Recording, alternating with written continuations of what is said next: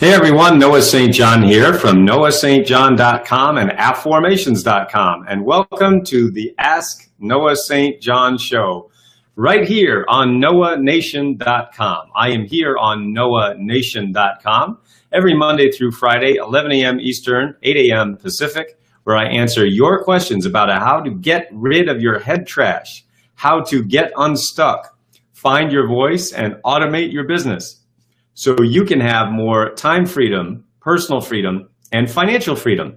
Welcome, everyone. Again, I am Noah St. John from noahstjohn.com and affirmations.com, and welcome to today's episode of the Ask Noah St. John show. This is the time where you can ask me anything you want about how to have better relationship success, financial success, health, fitness, whatever your goals are, how to reach your goals faster, how to grow your business, get more clients, attract more of the right people into your life, whatever it might be. So if you want to head over to noahstjohn.com, you can get my new book. It's called Get Rid of Your Head Trash. It's absolutely free. And very soon, I'm going to be announcing another very special offer about how you can get my book of affirmations right here from Hay House, my book of affirmations. And you can get that absolutely free. So I'm very excited to announce that offer in the next few days. All right, so today we're going to continue. By the way, if you enjoy this program, if you enjoy these offers, send me some hearts, send me some smiley faces, send me some thumbs up, because the more that you engage with this program, the higher that Facebook will show this in its algorithm, the more people will get to see it in their news feed, and the more lives we will get to change around the earth. So my name is Noah St. John. I'm the founder of SuccessClinic.com. We've been online since 1997. This is our 20th year. We're celebrating our 20th year of being in business and helping people all around the world to get better results, have more financial success, more financial freedom, more time freedom, and more personal freedom. So we have helped our clients add over $100 million over these last few years. And we'd love to help you too. We are on a mission to help 10,000 small business owners double their performance and profits. And we're also on a mission to help 100,000 veterans and their families overcome the effects of PTSD.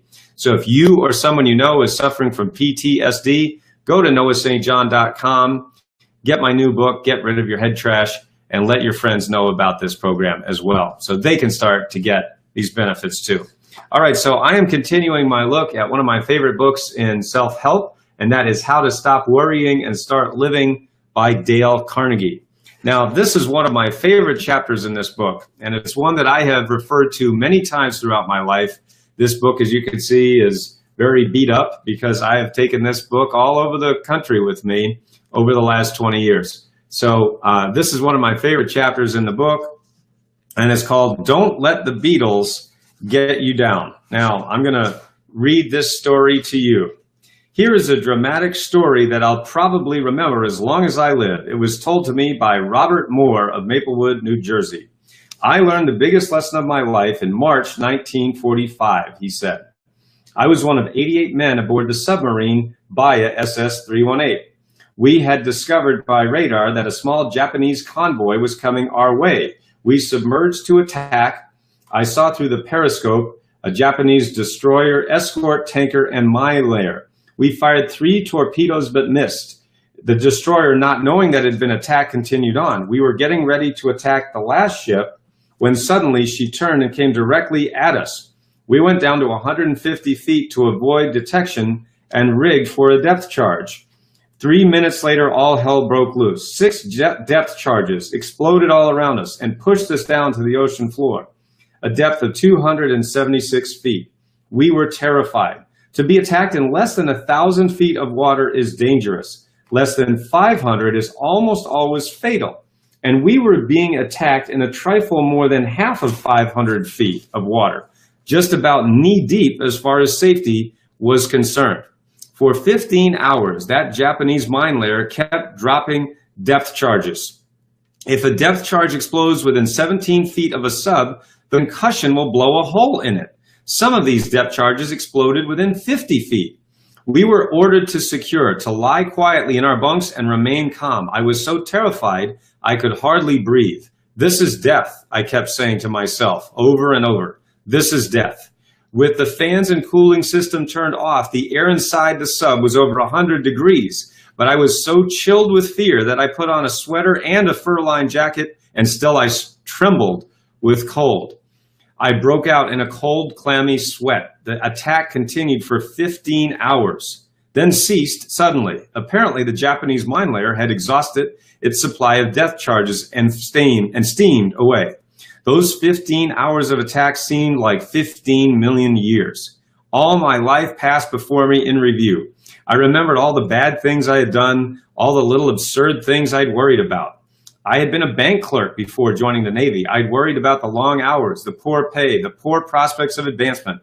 I had worried because I couldn't own my own home, couldn't buy a new car, couldn't buy my wife nice clothes. How I hated my old boss, who was always nagging and scolding. I remember how I would come home at night, sore and grouchy, and quarrel with my wife over trifles. I had worried about a scar on my forehead, a nasty cut from an auto accident. How big all those worries seemed years ago, but how absurd they seemed when depth charges were threatening to blow me to kingdom come. I promised myself then and there that if I ever saw the sun and the stars again, I would never, never worry again. Never, never, never. I learned more about the art of living in those 15 terrible hours in that submarine than I had learned by studying books for 4 years at university. Isn't that amazing? What an incredible story. What did that story do for you? Does that resonate with you? That touched me very deeply. It's an incredible story. Send me some thumbs up. Send me some hearts if that story touched you. So Dale Carnegie goes on. We often face the major disasters of life bravely, then let the trifles, the pains in the neck, get us down.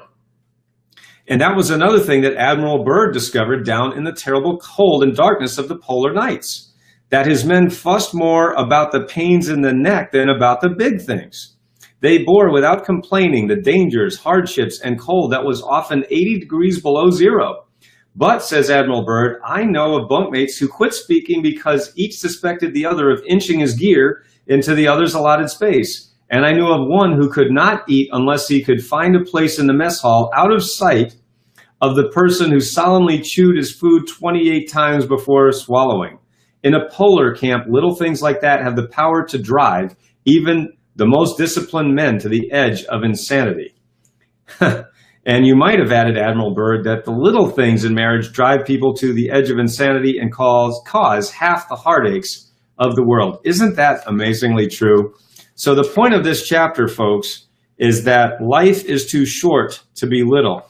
That's what Disraeli said. Life is too short to be little. Now, here is the reason for the title of this chapter, the story, Don't Let the Beatles Get You Down. Here is one of the most interesting stories that Dr. Harry Emerson Fosdick ever told, a story about the battles won and lost by a giant of the forest. On the slope of Long's Peak in Colorado lies the ruin of a gigantic tree. Naturalists tell us that it stood for some 400 years. It was a seedling when Columbus landed at San Salvador, and half grown when the Pilgrims settled at Plymouth Rock. During the course of its long life, it was struck by lightning 14 times, and the innumerable avalanches and storms of 4 centuries thundered past it. It survived them all. In the end, however, an army of beetles attacked the tree and leveled it to the ground. The insects ate their way through the bark and gradually destroyed the inner strength of the tree by their tiny but incessant attacks. A forest giant, which age had not withered, nor lightning blasted, nor nor storms subdued, fell at last before beetles so small that a man could crush them between his forefinger and his thumb. Wow. Aren't we all like that battling giant of the forest? Don't we manage somehow to survive the rare storms and avalanches and lightning blasts of life, only to let our hearts be eaten out by little beetles of worry, little beetles that could be crushed between a finger and a thumb? Isn't that amazing? And he tells a story here. This is very interesting. I traveled through the Teton National Park in Wyoming with Charles Seaford, highway superintendent for the state of Wyoming. We were all going to visit the John D. Rockefeller estate. But in the car in which I was riding took a wrong turn, got lost, and drove up to the entrance of the estate an hour after the other cars had gone in. Mr. Seaford had the key that unlocked the private gate, so he waited in the hot, mosquito-infested woods for an hour until we arrived. The mosquitoes were enough to drive a saint insane, but they couldn't triumph over Charles Seaford. While waiting for us, he cut a limb off an aspen tree and made a whistle of it. When we arrived, was he cussing the mosquitoes? No, he was playing his whistle. I have kept that whistle as a memento of a man who knew how to put trifles in their place. To break the worry habit before it breaks you, here's rule number 2. Don't allow ourselves to be upset by small things we should despise and forget. Remember that life is too short to be little. Do not concern yourself with trifles. Isn't that amazing? Isn't it true that we do concern ourselves with trifles? I know I've done that. I mean, a lot of times you wake up in the morning. I know I'll do this. I'll wake up in the morning and I'll just sort of be in this kind of a mood, and and I'll start to look around my home and start to go, look at all this stuff. And why do we have all this stuff? Do we really need all this stuff? Do we really need all these things?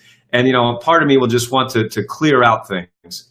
I'll go in my closet and I'll see all the clothes that I have, and I like clothes. I like wearing clothes. I like wearing nice suits and nice shoes and things like that. And I'm going, why do I have all these clothes? Why did I buy all this stuff?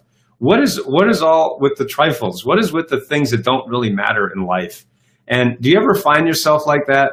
And so what I have to remind myself when it comes to that, as I think about that chapter a lot, don't let the Beetles get you down. Isn't that a great story about that great tree, the giant of the forest, that avalanches and storms and lightning couldn't level, but yet it was attacked by these little beetles that were so small you could crush it between a forefinger and thumb. And the point of the story is, aren't we humans like that? We allow ourselves to be eaten away by trifles that in a year and 2 years and 5 years just don't matter and won't matter. And a lot of times that's what I'll do now. When I start to worry, when I start to get upset about something, I'll go, am I going to even think about this in a year? And as I get older, I just turned 50 a few weeks ago, I realized that most of the things that I thought were really important just aren't important anymore. And not to say that everything isn't important and we shouldn't take care of our family, our spouse, our loved ones, the people that we care about. But the point is, in the last analysis, that's what really matters. There's of course a famous phrase that says, nobody on their deathbed wishes they had spent more time at the office. And that is so true. So as I get older, as I go through life, and I've made several $1 million over these last few years. I've helped my clients add over $100 million. And that's great. And we're going to keep doing that. We're not going to stop. The point is that as I grow in maturity, I realize that a lot of the things, most of the things that I worried about in my younger days, they really don't matter. Now, of course, none of us are going to go through that submarine incident like that story. We're not going to be caught in a sub and being bombed, by, depth charges. So none of that's going to happen to us.